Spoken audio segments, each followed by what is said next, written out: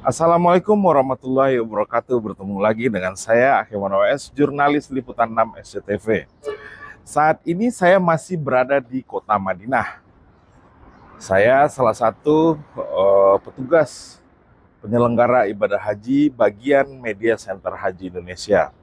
Nah, di Madinah ini semua pelaksanaan haji itu diorganisir atau dikendalikan, mungkin bahasa beratnya, dari Daker Madinah.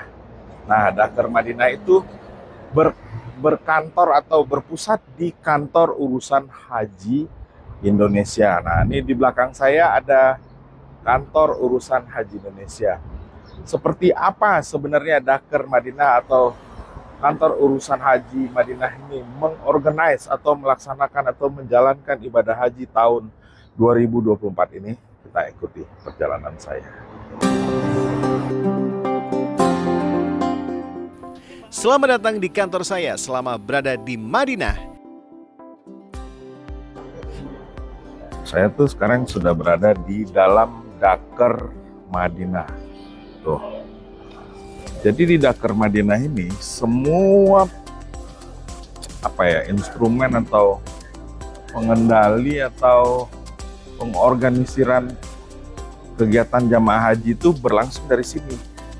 Ada bimbingan ibadah, ada perlindungan jamaah, ada konsumsi, ada pelayanan kedatangan dan kepulangan, macam-macam deh. Semua ada di sini. Nanti kita akan coba tanya satu persatu per bagian seperti apa dan bagaimana mereka melaksanakan tugas-tugasnya selama pelaksanaan ibadah haji 1445 Hijriah ini. Pak, Assalamualaikum Pak. Waalaikumsalam. Boleh saya tanya soal Daker Madinah Pak? Boleh, ya silakan. Pak, Bapak boleh tahu namanya siapa Pak? Alhamdulillah kita di Madinah. Nama saya Ali Mahzumi. Saat ini ditugaskan sebagai Kepala Kerja untuk daerah kerja Madinah. Nah, Pak bisa dijelaskan nggak sih Pak, Daker Madinah ini apa Pak sebenarnya? Ya, baik, di dalam struktur PPIH itu kita ada ketua PPIH yang ada di Jeddah, dan di masing-masing wilayah daerah kerja itu ada di Madinah, ada di Mekah, dan ada di bandara. Untuk di Daker Madinah ini mendapatkan tugas fungsi untuk bagaimana mengorganisasikan seluruh layanan untuk PPIH Arab Saudi yang ada di wilayah Daker Madinah.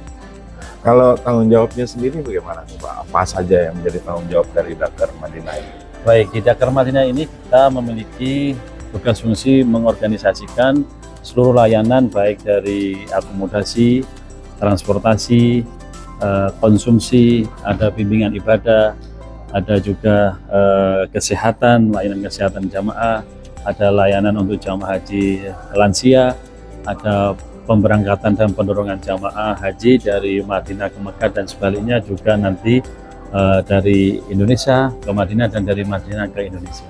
Nah, kalau boleh tahu nih Pak, kalau misalnya ada jamaah haji yang bermasalah, mungkin itu masalah paspor, penginapan, itu bisa langsung ke sini atau bagaimana Pak? Baik, kita di Daker ini juga memiliki struktur di bawah kita, ada sektor. Di masing-masing sektor di Madinah ini ada 5 sektor layanan, baik sektor yang kita bagi di sektor 1, sektor 2, sektor 3, sektor 4, sektor 5 yang ada di wilayah Markaziyah semuanya, baik di Syamalia, di Ghurbiyah maupun di Janubiyah, wilayah di sekitar Masjid Nabawi.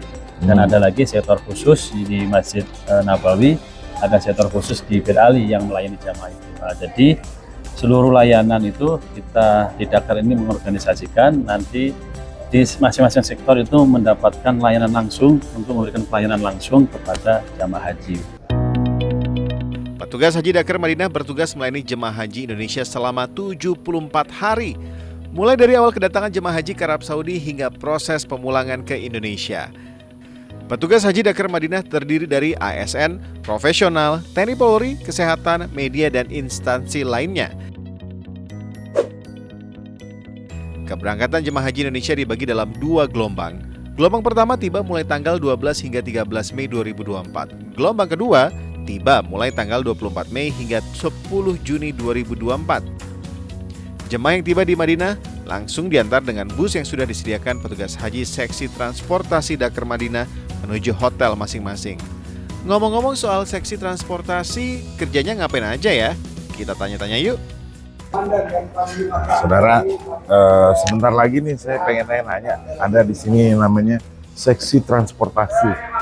Kayak apa sih seksi transportasi ini? Saya coba tanya-tanya ya. Pak, assalamualaikum Pak. Waalaikumsalam warahmatullahi wabarakatuh. Pak, boleh memperkenalkan diri nggak Pak? Namanya siapa Pak? Namanya Maman Hairuman. Pak Maman. Pak Maman itu apa tuh tugas dan tanggung jawabnya di Dakar ini Pak?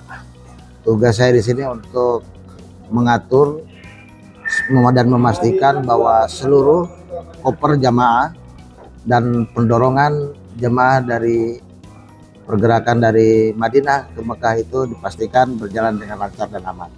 Maksudnya koper jamaah itu bagaimana Pak? Ketika koper jamaah itu didorong dari bandara ke menuju hotel, dipastikan jumlah kopernya sekian dan itu tersampaikan kepada pemiliknya. Oh, berarti itu jangan sampai ada koper yang tercecer. Berarti semua koper bawaan jamaah yang dari Indonesia yang sampai di Madinah itu merupakan tanggung jawab Bapak berarti itu ya?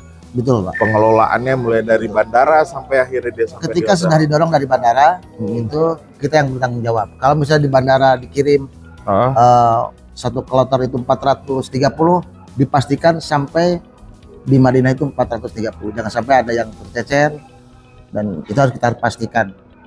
Nah, misalnya nih Pak, kan namanya juga dia mengalami perjalanan dan pergantian moda transportasi itu. Betul. Dari mulai dia berangkat dari rumah menuju asrama terus ke bandara itu kan bertukar-tukar tuh. Betul. Kalau sampai ada yang misalnya kopernya yang nggak kebawa atau ketelingsep itu bagaimana tuh Pak? Kita koordinasi dengan teman-teman di Dakar Bandara Pak. Jadi kita memastikan koper untuk taruh misalnya JKS 1 itu koper berjumlah 41, sedangkan jamaahnya 42. Nah, kita informasikan ke bandara apakah itu belum didorong di bandara atau gimana. Seandainya kalau koper itu ketinggalannya di tanah air gimana Pak? Dikirim Kita ke sini gimana? komunikasi dengan pihak Garuda dengan penerbangan. Oke. Maka dengan embarkasi kita pastikan bahwa koper itu masih di sana. Selain koper apalagi Pak tanggung jawab Bapak di Dakar ini berarti? Memastikan pergerakan jemaah pendorongan ketika gelombang 1 dari Madinah ke Mekah.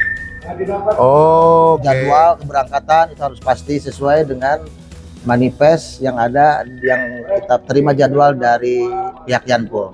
Oke Pak. Pak Maman Hairuman, terima kasih banyak. Sama-sama Pak.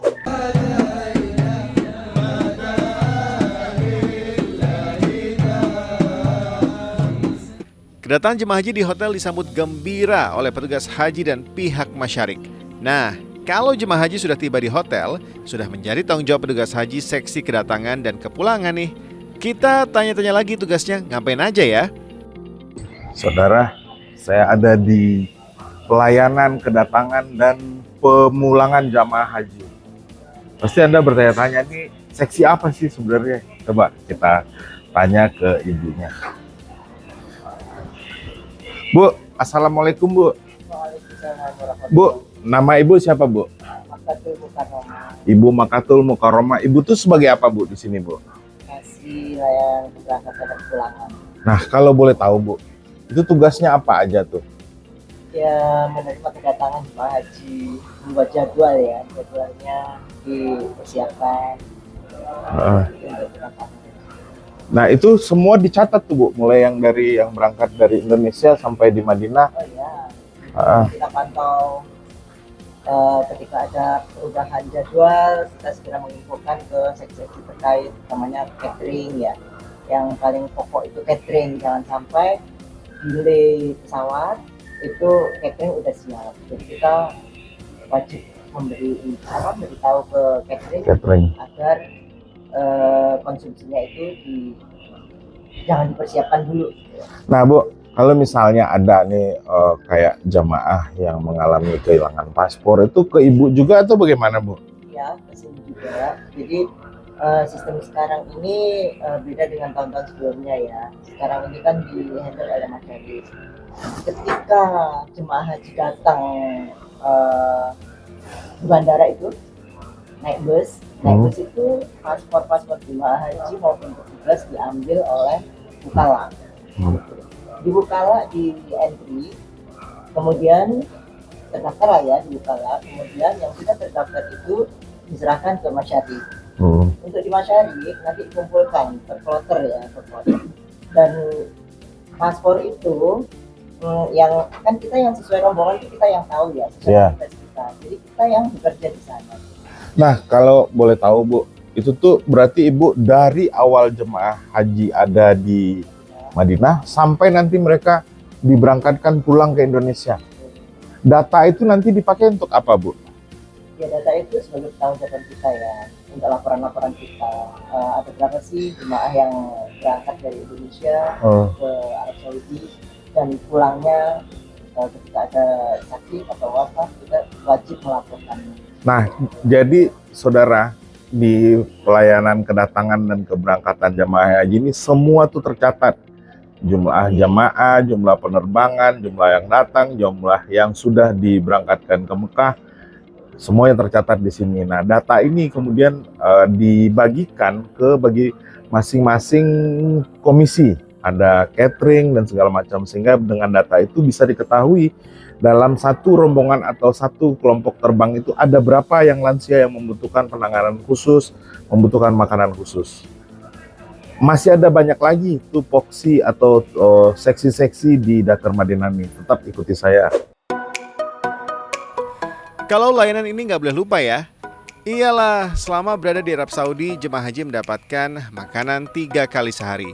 PPIH sudah bekerja sama dengan sejumlah perusahaan catering di Madinah untuk membuat makanan jemaah haji. Assalamualaikum Pak. Waalaikumsalam warahmatullahi wabarakatuh. Jurnalis Liputan 6. Yap. Nah, kali ini tuh Pak, saya ingin bertanya ke Bapak. Bagaimana sih sebenarnya catering jemaah haji ini disiapkan gitu? Ya. Boleh ya Pak ya? Boleh, silakan. Dengan Bapak siapa Pak? Saya Mustain. Bapak Mustain. Ya. Nah, ya. Pak, kalau boleh tahu Pak, selama rangkaian jemaah haji ini berapa jumlah catering atau paketan makanan yang disiapkan untuk jemaah haji Indonesia, Pak? Untuk jemaah haji yang gelombang pertama, kita akan menyiapkan makanan yang akan dilaksanakan oleh 21 perusahaan yang sudah dikontrak oleh pemerintah haji Indonesia. Selama 9 hari jamaah berada di Madinah. Jadi rentang jamaah berada 9 hari di Madinah itu mereka akan mendapat layanan catering maksimal 27 kali. Jadi di Madinah ini kita sudah menyiapkan 21 dapur yang akan melayani jamaah haji selama di Madinah. Kalau gelombang pertama itu kira-kira 90.000, itu dikalikan 27, kira-kira 2.400.000 box yang harus kita siapkan untuk melayani jamaah haji selama di Madinah gelombang pertama. Berarti Pak, kalau misalnya dalam satu waktu, dalam satu hari itu ada 90.000 jamaah haji yang berada di Madinah, berarti 90.000-nya cateringnya harus disiapkan tuh Pak ya? Karena kedatangan jamaah haji di Madinah kan bertahap. Jadi 9 hari di Madinah, dia akan bergeser ke Mekah. Ya, jadi tidak 90%, 90.000 berbarengan. Jadi kalau misalnya satu hari itu ada 20 kloter, ya kita layani 20 kloter itu. Nah, kalau menunya apa aja tuh Pak? Untuk menu misalnya makan pagi ada nasi kuning, terus ada nasi putih. Dengan makan siangnya ada nasi putih, daging rendang, ikan tuna, kemudian ayam gulai. Sedangkan untuk sore kita siapkan nasi putih ikan bandeng, nasi goreng putih bistik daging, nasi putih gepuk daging, dan masih banyak lagi nih. Ada 21 menu selama 9 hari di Madinah. Nah, kalau yang ini seksi di mana tempat saya bekerja, seksi Media Center Haji. Jadi, disinilah kami mengolah berita untuk disampaikan kepada seluruh masyarakat Indonesia.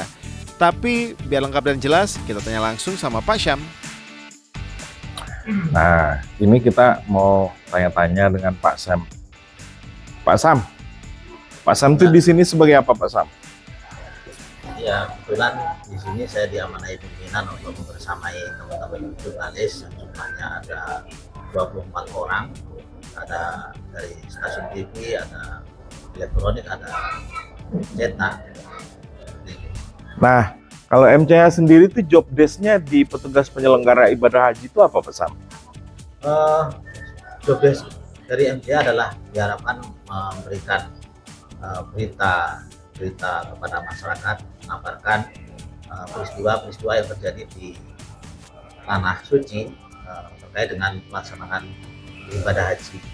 Nah, diharapkan teman-teman media center haji banyak mengabarkan tentang berita bahagia jemaah berhaji, kemudian jamaah yang mulai inspiratif. Nah, Pak Sam, ini kan wartawan ini asalnya tuh dari berbagai macam media. Ada media televisi, radio, cetak, online. Punya kesulitan nggak, Pak, mengorganize kemauan teman-teman wartawan yang ada di sini? Alhamdulillah tidak ada ya. Alhamdulillah semua teman-teman sangat menyenangkan. Kebetulan karena mungkin karena teman-teman yang diutus oleh pimpinan media itu adalah mereka yang sangat berpengalaman di bidangnya, jadi tidak usah diajari pun atau diusahakan pun sudah berjalan dengan baik seperti itu. Jadi itu tadi sedikit gambaran tugas saya dengan petugas haji di media center haji. Lelah sudah pasti, tapi saya bahagia karena bisa memberikan informasi kepada masyarakat Indonesia terkait pelaksanaan haji 2024. Masih banyak layanan yang diberikan petugas penyelenggaraan ibadah haji 2024 untuk jemaah haji.